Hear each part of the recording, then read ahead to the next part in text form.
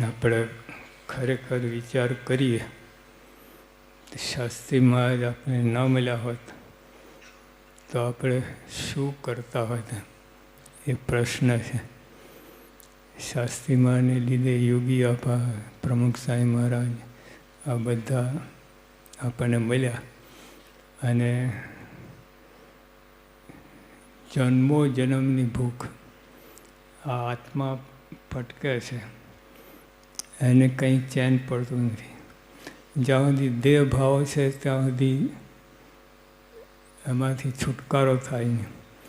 મહારાજે પોતે વાત કરી કે શાસ્ત્રમાં ભલે લખ્યું હોય કે દેહને આત્મા રૂપે વર્તીએ, મારે કંઈ થાય જ એમ નથી. ગમે એવું થાય તો આત્મા વર્તાય નહીં. ઉપાસના હોય તો થાય. અને ઉપાસના મહારાજે વાત કરી, આ સામાન્ય ઉપાસનાની વાત નથી કે જે દેહથી પર અક્ષરધામમાં એટલે માયા પરની વાત છે, એ ઉપાસના હોય તો કામ થાય. તો મહારાજે વાત કરી એટલે એ પ્રમાણે જોવા જઈએ તો કોઈનું આત્યંતિક કલ્યાણ ના થાય. કલ્યાણ થાય અને આત્યંતિક કલ્યાણ કે જેના પછી જન્મન રહે જ નહીં, એવી વાત કરી. એ તો એ મહારાજની લાઈનમાં જ આવે. શ્રીજી મહારાજ, આ કેટલી મોટી વાત છે. મહારાજના સંબંધવાળા, મારા સંબંધવાળા હોય એ વર્તમાન ધરાવે તો એ 84 છૂટી જાય. બાકી કોઈ રીતે 84માંથી બહાર આવે એમ નથી. ગુણાતીતાન સ્વામીના વખતમાં એક બ્રાહ્મણ હતો. એ સ્વામીને વાત કરી કે સ્વામી, આ લોકો મને 84માંથી કાઢી મૂકે છે. સ્વામી કે આકરા થઈને કે કોણ છે સહેજાનશે વગર તારે 84માંથી કાઢે એવો? સ્વામી કે એ 84 નહીં, અમારી નાતથી 84. સ્વામી કે એ ભલે, એ તું જાણ, પણ આ 84માંથી બહાર. એટલે બહુ મોટી વાત છે. આપણને ખેલ લાગે છે, પણ 84 બહાર નીકળવું જબરદસ્ત વાત છે. અને આપણે તો ભગવાનનો સંબંધ થયો છે, તો એના સંબંધવાળાના સંબંધવાળાના સંબંધવાળા એ 84માંથી કાઢી મૂક્યા. એટલી જબ્બર વાત છે. એટલે આપણે આ જે પ્રાપ્તિ થઈ છે એ જબરદસ્ત છે. એ એમાં જો આપણે જો પ્રાપ્તિનો વિચાર કરીએ તો કાંઈ બાકી રહેતું નથી. કોઈ જગ્યાએ જવાનું, ઉપાસના કરવાની, બીજી ત્રીજી કોઈ માથાકૂટ નહીં. અને પ્રાપ્તિનો વિચાર જો ખરેખર હોય, શ્રીજી મહારાજ કેવા ભગવાન, કેવા મળ્યા છે, અને ગુણાતીતાન સ્વામી કેવા મળ્યા છે. અને બેને ધારક સત્પુરુષની વાત, એના લાઈનમાં એના જેવા જ, એટલે બધું બહુ મોટી વાત છે. એટલે આપણે બળમાં રહેવું. બીજું બધું તો આપણે હોય, સ્વભાવ હોય, આ બીજું બધું હોય, ઊંસાથુંથી થતી હોય, ઘર્ષણ થતું હોય, હવે બધું જ. પણ આપણે બધા દેહથી પર, માયા પર થઈ ગયા છે, એ વાત તો નક્કી છે. અને બીજા બધા જે હોય એ માયાની અંદર હોય. પછી ગમે એટલું સત્વગુણ હોય, ગમે એટલું બધું હોય, પણ તોય માયા પર ના થાય ત્યાં સુધી શ્રીજી મહારાજ અમે જોયું, ઠેઠ પાતાળથી પ્રકૃતિ પુરુષ સુધી બધા એક સમાન છે. જો પાતાળથી લઈ પ્રકૃતિ પુરુષ સુધી બધાને એક સમાન ગણ્યા. એટલે જ્યાં મહારાજની ઉપાસના, મહારાજ સ્વામીની ઉપાસના આવે તો જ કામ થાય એવું છે. એટલે આમ કહેતા બહુ ભાગ્યશાળી છે ખરેખર. હવે કામ નીકળી ગયું છે. અનંત જન્મથી અંજમથી ભટકીએ છીએ, પણ કોઈ મેળ પડ્યો નથી. અને આ પહેલી જ વાર આ સત્સંગ મળ્યો છે. એટલે મારે જતન કરીને રાખવું. ઓલા પહેલાં જે છે ને ઓલા બંડી પહેરી હોય એની નીચે બંડી પહેરી હોય અને એની અંદર ખિસ્સું હોય એમાં પૈસા રાખતા હોય અને પછી જતન કરીને રાખે, પણ તોય પાપા કલાકે એનો હાથ ફરે જ જોવા સલામતી કેવી છે કે ખિસ્સું કપાયું નથી ને. એટલે આવી રીતે એટલે મહારાજ કહ્યું કે આ જતન કરીને રાખવું આ સત્સંગ. મહારાજના વચનનો મહારાજ કહે કે મારા વચનનો વિશ્વાસ હોય, આ વિશ્વાસ જ બધું કામ થાય છે. આખી દુનિયા મહારાજ એવું કે રેતીમાં વહાણ ચાલે, વિશ્વાસે કહીને રેતીમાં વહાણ ચાલે, એટલી બધી મોટી વાત છે. તો મહારાજ સ્વામી એમાં વિશ્વાસ હોય તો શું બાકી રહે? આપણે નિરાતે ઊંઘી જઈએ, નિરાતે બધું કોઈ માથે ભાર ના રહે એવી બધી વાત છે.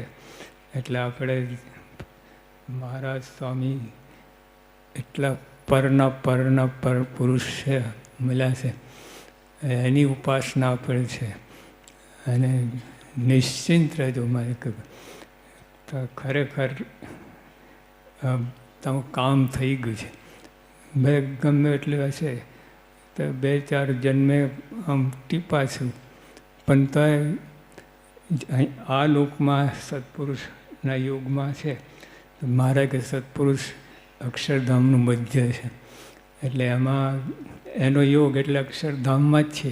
ભલે સ્વભાવ યુક્ત છીએ આપણે, ઓલા અક્ષરધામમાં તો સ્વભાવ કંઈ રહે જ નહીં, બધું ક્લીન સફાચટ થઈ જાય, પણ અક્ષરધામમાં જ છીએ આપણે. એટલે એ વાત છે. એટલે વિશ્વાસ, અને વિશ્વાસ કેમ ના હોય? પંચ વર્તમાન મહારાજને જૂઠું બોલવાનો કોઈ સ્વાર્થ નથી. ગમે એવું કે એટલે એ સાચું જ પડે. સ્વાર્થ કોને હોય? કે જે સ્ત્રી, ધન અને કીર્તિ એના માટે કંઈ પ્રયત્ન કરતા હોય, એને કંઈ કોઈ ખૂણે કંઈ પણ સ્વાર્થ હોય. પણ આ ત્રણેયથી મુક્ત છે, આ ત્રણેય જોઈતું જ નથી. તો હવે એની આગળ ક્યાં સ્વાર્થ રહે? હવે મારે બ્રહ્માંડો છે, અણુ જેટલા મહારાજની દૃષ્ટિમાં અણુ જેટલા છે. હવે બ્રહ્માંડની અંદર આપણે 14 લોક આવે, 14 લોકમાં આપણે શું ગણતી? એટલે જોવા જઈએ તો આ બ્રહ્માંડની અંદર આપણે કીડી જેવા છે, કીડી કરતાં નાના. હવે એની આગળ જૂઠું બોલવાનું શું? ભગવાન શું જૂઠ? હજારો કીડીઓ જતી હોય અને એક કીડીને આપણે કહીએ જૂઠું બોલીએ, શું મતલબ એને? જૂઠું બોલો ના બોલો એ કંઈ સમજતી જ નથી કીડીભાઈ. તો એટલે શ્રીજી મહારાજને આપણી પાસે કાંઈ લેવા દેવા નથી કોઈ રીતે. તો જૂઠું બોલવાનો ક્યાં પ્રશ્ન છે? એટલે આ દ્રઢ કહીને રાખજો, મારા વિશ્વાસ રાખજો. મારે કે મારા વિશ્વાસ જ બધું આગળ ગાડું ચાલશે. શ્રીજી મહારાજની સ્થાપના એવી રીતે કરવી આપણા અંતરમાં. ભગવાન છે અને બે મત નહીં, એવી રીતે પછી આગળ બધું આપણે ચાલશે. સ્વામી અક્ષર બ્રહ્મ ગુણાતન સ્વામી, ભગતજી મહારાજ, શાસ્ત્રી મહારાજ, યોગી બાપા, બધું ચાલશે. પ્રમુખ સાંઈ મહારાજ, બધા સ્વામી બાપાએ તો બધું કેટલું બધું કાર્ય કર્યું છે. એટલે આપણે તો કંઈ બાકી રાખ્યું જ નથી જોવા જતાં.